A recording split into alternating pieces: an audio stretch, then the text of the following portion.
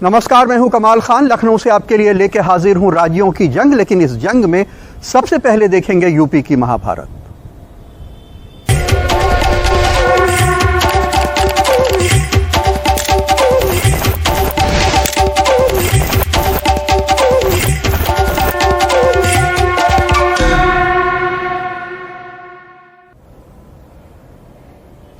BJP में भगदड़ का सिलसिला जारी है। आज बीजेपी के यानी योगी मंत्रिमंडल के तीसरे मंत्री दारा सिंह चौहान, धर्म सिंह सैनी ने इस्तीफा दे दिया। इस तरह 3 दिन के अंदर 7 विधायक और 3 मंत्री इस्तीफा दे चुके हैं। बीजेपी का कहना है कि इनमें से ज्यादातर लोग वो हैं जिनका टिकट पार्टी काट रही थी। योगी सरकार के आयुष मंत्री धर्म सिंह सैनी भी आज बीजेपी छोड़ समाजवादी पार्टी में शामिल हो गए। धर्म सिंह सैनी पिछड़ी जाति से आते हैं। धर्म सिंह सैनी सहारनपुर की नकुड़ सीट से एमएलए हैं। सैनी 2002, 2007 और 2012 में बीएसपी से चुने गए। वह 2017 में बीजेपी के टिकट पर जीते। सैनी ने 2012 और 2017 में कांग्रेस के इमरान मसूद को हराया था। सैनी बीएसपी और बीजेपी दोनों सरकारों में मंत्री बने। सैनी ने भी अपने इस्तीफे की वजह स्वामी प्रसाद मौर्य की तरह ही दलितों, पिछड़ों, किसानों की उपेक्षा बताया है। अखिलेश यादव ने उनके साथ अपनी फोटो ट्वीट कर लिखा कि सामाजिक न्याय के एक और योद्धा धर्म सिंह सैनी जी के आने से सबका मेल मिलाप मिलन कराने वाली हमारी सकारात्मक और प्रगतिशील राजनीति को और भी उत्साह व बल मिला है। सपा में उनका ससम्मान हार्दिक स्वागत एवं अभिनंदन।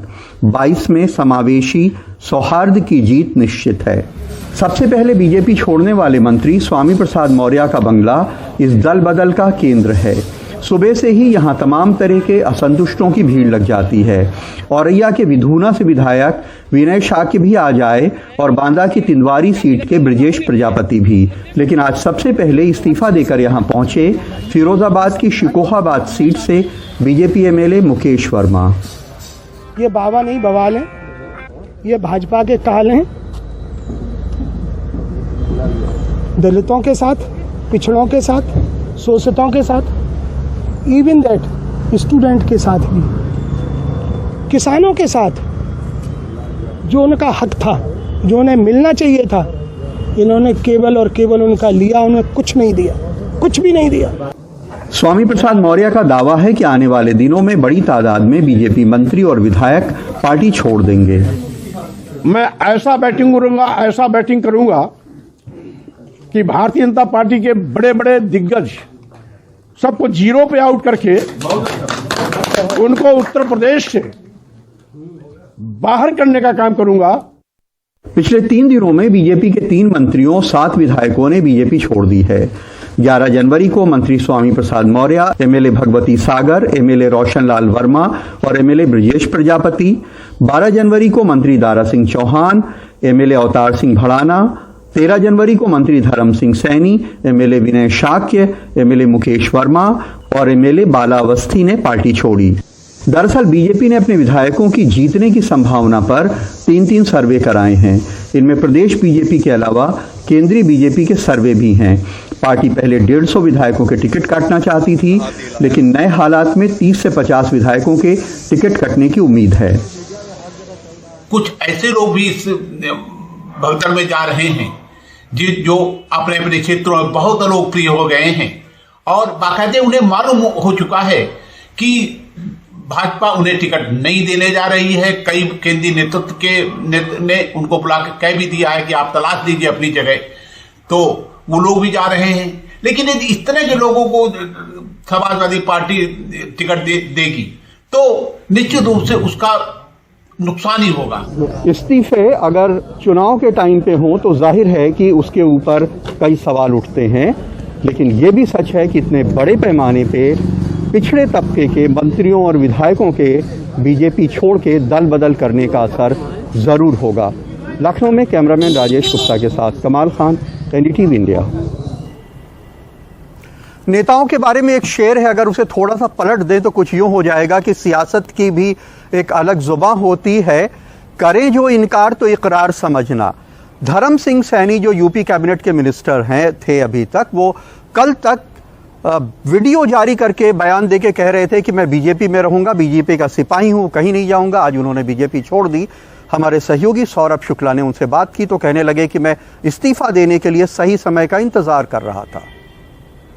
परसों आपका एक वीडियो आया था कि मैं इस्तीफा नहीं दे रहा हूं। जब स्वामी प्रसाद मौर्य गए फिर उस इस्तीफे के बाद आपका नाम चर्चा में था, फिर इस्तीफे आपने बोल दिया मैं नहीं जा रहा हूं बीजेपी में, तो बीजेपी भी आश्वस्त हो गई। तो क्या आपने बीजेपी को चकमा देने के लिए वो वीडियो जारी किया था या फिर उस समय तक आप नहीं जा रहे थे? नहीं, उस समय तक मौर्य जी ने मुझे कहा नहीं था। जब आदेश हुआ हमने वो क्या पार्टी छोड़ दी। जब आदेश स्वामी प्रसाद मौर्य, अच्छा, आप अखिलेश जी ने आपकी मुलाकात हुई अखिलेश जी से, क्या बात की अखिलेश जी ने आपसे? अखिलेश जी ने मुझे बुलाया था मैसेंजर भेज करके कि आप अगर उचित समझे तो हमारे साथ आ जाएं और हम आपको भरपूर सम्मान देंगे और पिछड़ों दलितों का पूरे तरीके से जो आप कहेंगे उसका पूरे तरीके से पालन करेंगे।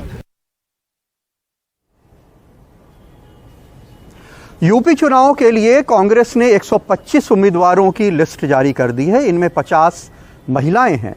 इनमें रेप पीड़ित महिलाएं, सताई हुई महिलाएं बहुत सारी शामिल हैं।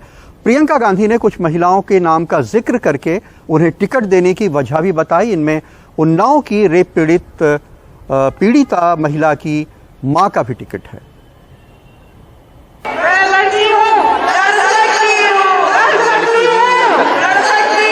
लड़की हूं लड़ सकती हूं का नारा देकर यूपी की चुनावी जंग में हाथ आजमा रही प्रियंका गांधी वाड्रा ने गुरुवार को 125 उम्मीदवारों की लिस्ट जारी की। प्रियंका ने वादे के मुताबिक 40% महिलाओं को टिकट देने का ऐलान किया।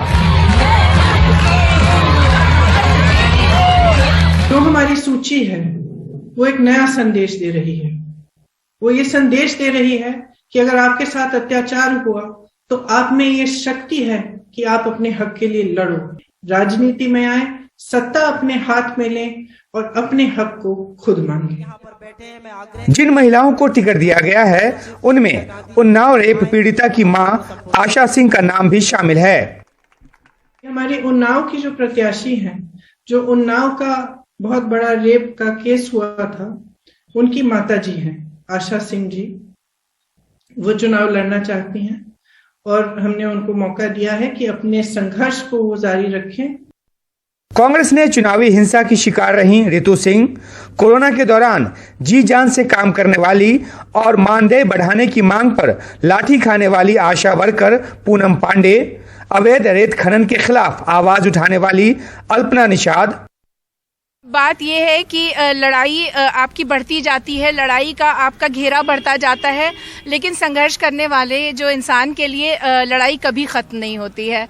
तो हो सकता है कि मेरे लड़ाई का एरेना बड़ा हो गया है, लेकिन लड़ाई अपनी जगह मौजूद है और लड़ा जाएगा। 40% महिलाओं को सीटें दे करके कांग्रेस ने एक अच्छी नई पहल की है, लेकिन उत्तर प्रदेश में जातिगत और धर्म आधारित राजनीति हावी है। ऐसे में इस नए मूव का कांग्रेस को बहुत ज्यादा फायदा हो जाए, इस पर शक बरकरार है। प्रियंका के मुताबिक इस सूची में 40% युवाओं को भी टिकट दिया गया है। यूपी चुनाव के बाद अपनी राजनीति के बारे में पूछे जाने पर प्रियंका गांधी ने कहा कि वे यूपी की लड़ाई जारी रखेंगी। जो मैंने यूपी में शुरू किया है, मैं वो प्रयास जारी रखूंगी। अंदर में पहले भी रहा। इमरान मसूद जैसे नेता कांग्रेस छोड़ समाजवादी पार्टी चले गए, ये कहते हुए कि 22 की सीधी लड़ाई सपा और बीजेपी के बीच है। कांग्रेस ने महिलाओं को जागरूक बनाने का बीड़ा बेशक उठाया हो, लेकिन उसे ये भी पता है कि यूपी में जातियों को साधे बगैर उसकी कोई भी चुनावी राह बहुत मुश्किल है। लखनऊ से सौरभ शुक्ला के साथ दिल्ली में उमाशंकर सिंह, एनडीटीवी इंडिया।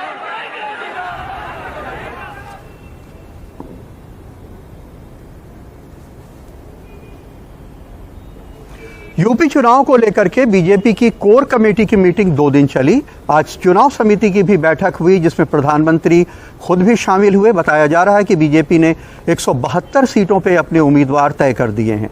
आइए देखते हैं नीता शर्मा की रिपोर्ट। आज की इस बैठक के माध्यम से जो 172 सीटों को लेकर चर्चा हुई, बहुत सार्थक हुई और भारतीय जनता पार्टी शानदार विजय, जैसी विजय हमने 2017 में प्राप्त की थी, उससे भी शानदार विजय हम 2022 में प्राप्त करेंगे। 2 दिन चली कोर कमेटी और फिर केंद्रीय चुनाव समिति की गुरुवार की बैठक के दौरान यूपी के उप मुख्यमंत्री केशव प्रसाद मौर्य के पास इससे ज्यादा कुछ कहने को नहीं था। इन बैठकों के दौरान ही बीजेपी अपने मंत्रियों विधायकों की भगदड़ देखती रही। बीजेपी सूत्र इस नुकसान को कम करके बताने की कोशिश कर रहे हैं। उनके मुताबिक इन नेताओं के जाने का अंदाजा पहले ही उन्हें लग चुका था। इनके और इनके रिश्तेदारों के टिकट कटने के आसार थे। ये घोषणा पहले से थी कि बहुत सारे पूर्व मंत्रियों और विधायकों के टिकट कटेंगे। हालांकि सूत्रों का अब ये भी कहना है कि बहुत सारे लोगों के टिकट अब इस भगदड़ को देखते हुए नहीं कटेंगे। दूसरी बात ये कि अब योगी आदित्यनाथ के अयोध्या से चुनाव लड़ने की संभावना है। पहले लग रहा था कि वो मथुरा से लड़ेंगे, लेकिन शायद राम मंदिर को केंद्र में रखते हुए हिंदू वोटों के ध्रुवीकरण की राजनीति को बीजेपी अपने लिए अहम मान रही है। लेकिन असली चुनौती पिछड़े नेताओं की ये शिकायत है कि पार्टी के भीतर दलितों पिछड़ों की उपेक्षा हो रही है। शायद इसका भी दबाव हो कि बुधवार देर रात चली बैठक में बीजेपी ने 2 सहयोगियों के साथ अपने तालमेल का एक खाका तैयार कर लिया है। सूत्रों के मुताबिक बुधवार देर रात अमित शाह की बैठक अपना दल की अनुप्रिया पटेल और उनके पति आशीष पटेल के अलावा निषाद पार्टी के संजय निषाद से भी हुई। अपना दल 10 से 14 सीटों पर चुनाव लड़ सकता है। निषाद पार्टी को 13 से 17 सीटें मिल सकती हैं। इन पार्टियों के कुछ उम्मीदवार बीजेपी टिकट पर अपना चुनाव लड़ सकते हैं। जाहिर है ये गैर यादव पिछड़े वोटों को बचाए रखने की कोशिश है।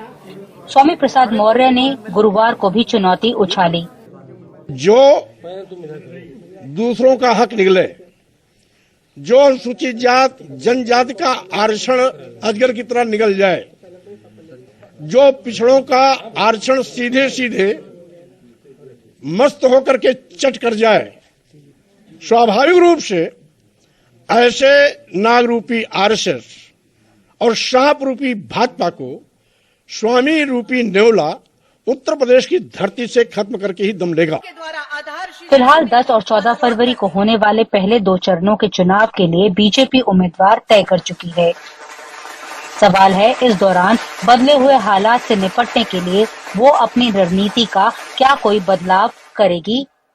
जैसे कि पहले कयास लगाए जा रहे थे कि 100 से ज्यादा विधायकों के टिकट जो हैं वो बीजेपी काट सकती है, लेकिन जिस तरह की भगदड़ पिछले कुछ दिनों में देखने को मिली है उससे ऐसा नहीं लगता कि इतना एक्सपेरिमेंट भारतीय जनता पार्टी करने जा रही है।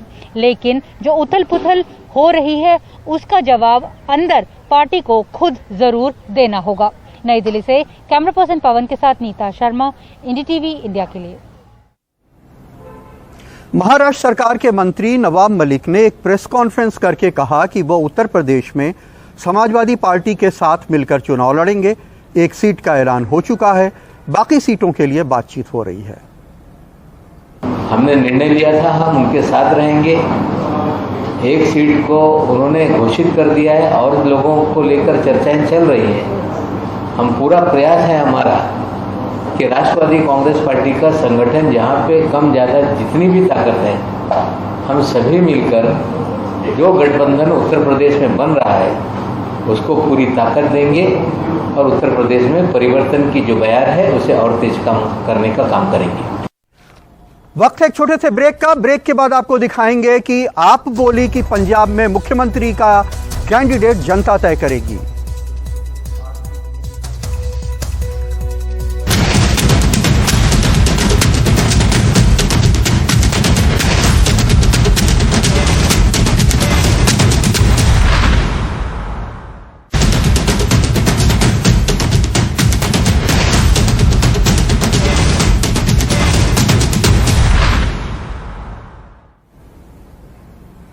उत्तर प्रदेश विधानसभा चुनावों के लिए समाजवादी पार्टी आरएलडी गठबंधन की पहले फेज के चुनावों की सूची जारी हो गई है।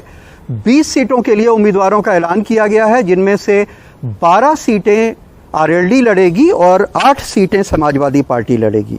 समाजवादी पार्टी के नाहिद हसन, प्रसन्न चौधरी, प्रसन्न चौधरी माफ कीजिएगा राष्ट्रीय लोकदल के हैं, पंकज मलिक चुनाव लड़ रहे हैं। पुरकाजी से अनिल कुमार राष्ट्रीय लोकदल के चुनाव लड़ रहे हैं। डिटेल में ये खबर हम आपको अगले बुलेटिन में दिखा पाएंगे। लेकिन जो पंजाब में मुख्यमंत्री पद के उम्मीदवार हैं, अभी तक उनका ऐलान नहीं हुआ है। आप अभी तक इसको लेकर टालमटोल करती थी, लेकिन अब ये कह रही है कि ये जनता तय करेगी कि मुख्यमंत्री पद का उम्मीदवार कौन होगा। आज तक किसी पार्टी ने जनता से नहीं पूछा कि हमारा सीएम चेहरा कौन होना चाहिए। पहली बार आम आदमी पार्टी जनता से पूछ रही है कि भाई अब सरकार बनने जा रही है, हम नहीं तय करेंगे, आप तय करो कि सीएम चेहरा कौन होना चाहिए। जिसको आप कहोगे हम उसको सीएम चेहरा बनाएंगे। राज्यों की जंग में कमाल खान को आज इजाजत दीजिए। देश और दुनिया की बाकी खबरों के लिए देखते रहिए एनडीटीवी इंडिया।